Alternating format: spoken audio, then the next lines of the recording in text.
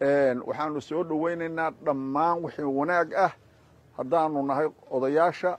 waxaanu soo dhawaynaynaa dhammaan tilaabadii kasta oo wanaag lagu gaarayo yaanu soo dhawaynaynaa waana ka shaqayn doonaa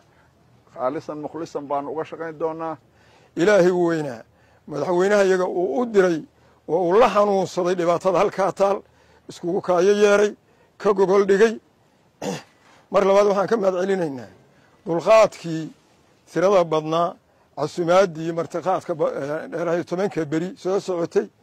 waxay arki doontaan nin iyo sodogii wada degan baa dhici doonta nin iyo seedigii nin iyo abtigiis nin iyo ayaydiis wixii aan ahayn baan noqon doonaa insha Allah wada ilaahay sidaasaan rajaynaynaa ayadaan niyada ku haynaa ayadaan ku ballanay arintaydu sidaasay noqon doontaa waxa hadaan mid yar ku daro oo hadda waxa la yiri culimada baa dadka quraan akhriyaan dadkii la yiraahdo quraankaagi waa lagu guuleystado waa ku ku caafimaad libo wadimana li madaxweynaha iyo xukuumadiisa waxaan u mahaynayaa mar haddii gobashu uu dhigay aan ku heshiinay